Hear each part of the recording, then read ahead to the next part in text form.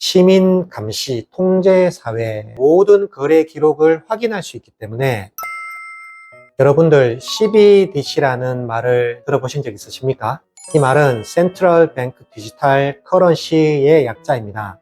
중앙은행이 발행하는 디지털 화폐인데요. 최근 한국은행이 CBDC 본격화를 위한 상용화 결제 시연 서비스를 진행한다고 합니다. 지난 11월 결제 시범 지역으로 부산, 제주, 그리고 인천이 선정이 되었다고 합니다. 그리고 CBDC에 참여할 수 있는 의사를 밝힌 7개 민간은행이 있습니다. 국민하나, 신한, 우리, 기업은행, 그리고 농협, 부산은행까지 7개 민간은행이 결제 시연에 참여를 했다고 합니다.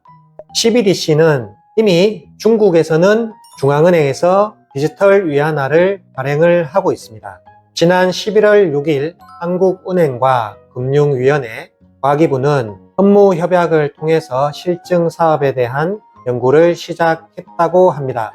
CBDC가 시행이 되게 되면 그동안 정부에서 지급이 되었던 각종 지원금들이 전자화폐로 발행이 될 것이며 이는 부정수급과 관련된 문제를 해결할 수 있다고 봅니다. CBDC가 본격적으로 시행이 되게 된다면 아마 많은 지하 경제에 있던 그런 상황들이 양성화가 많이 될 것이라고 생각합니다. 정부는 어떻게든 음성화되어 있던 산업을 양성화시키고 세수 확보를 하기 위해서 CBDC에 대한 관련된 산업을 본격화시킬 것이라고 생각이 됩니다. CBDC가 본격화되면 발생될 수 있는 여러 가지 부작용도 있는데요. 시민 감시 통제 사회가 우려가 됩니다. 국민들의 모든 거래 기록을 확인할 수 있기 때문에 자금의 흐름들을 통제할 수 있다는 그런 부작용이 있습니다. 반면 장점으로는 모든 음성화되어 있던 산업들이 양성화됨으로 인해서 정부는 많은 세수를 확보하게 될 것입니다. CBDC가 본격적으로 사용이 된다고 하더라도 현금은 지속적으로 발행이 된다고 합니다. 디지털 소외계층을 위해서, 특히 노인들을 위해서 현금 발행은 반드시 필요한 그런 부분이라고 생각되는데요. 제가 왜 CBDC와 금과의 상관관계를 이야기하느냐 하면 금은 다른 산업에 비해서 상당히 많이 음성화되어 있는 부분이 있습니다. 지난번 영상에서 언급을 했다시피 종로 뒷금 시세, 뒤에서 밀수와 밀반출을 통해서 유통이 되는 많은 금들이 만약에 CBDC가 본격화되게 된다면 이러한 금들에 대한 수요와 공급들이 많은 차질을 빚게 될 것입니다. 여러분들은 다양한 투자 방식으로 금과 부동산, 주식과 채권과 같은 곳에 투자를 하게 될 텐데 금이 투자처로 각광을 받고 있는 이유 중에 하나도 현금 흐름에 대한 통제에서 조금 자유로울 수 있다는 장점은 기존에 반드시 있었다고 생각합니다. 하지만 본격적으로 CBDC가 실행이 된다면 이런 부분 또한 금이 가지고 있는 선결 과제이고 해결해야 될 부분이라고 생각합니다.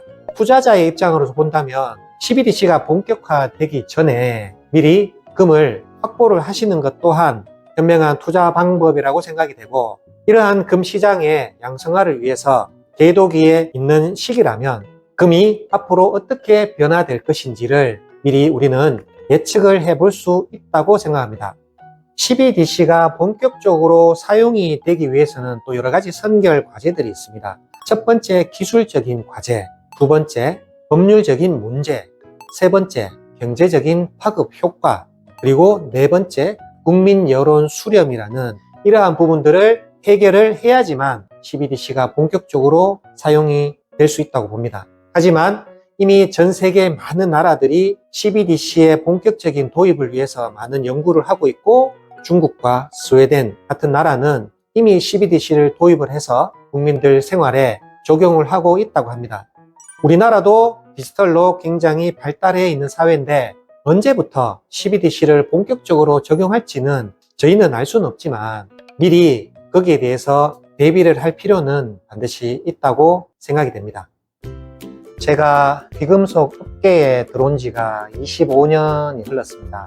제가 처음에 이 업계에 들어올 때 당시에 2000년도, 1999년도 금값이 3만원, 35,000원 정도였습니다. 당시 2001년도 9.11 테러가 일어났을 당시 금값이 5만원이었는데 테러 당일날 금값이 하루에 5,000원이 올랐습니다. 지금은 하루에 10,000원 또는 15,000원의 등락폭을 보이는 정도로 금값이 변화폭이 굉장히 컸지만 당시에 하루에 5,000원 상승은 엄청난 부분이었습니다. 당시에는 금값이 이렇게까지 상승할지 사실 예측하지 못했고, 우리는 항상 미래를 예측할 때 과거의 경험을 기반으로 추측을 하는 경향이 있습니다. 전 세계 각국의 중앙은행들이 금 매입을 더 중요하게 생각하고 계속 늘려가는 것을 보면 앞으로 금이 미래의 결제 수단으로 사용이 될지 어떻게 될지 굉장히 궁금해지는 부분입니다. 여러분들의 생각은 어떠십니까? 금나물의 골드 인사이트.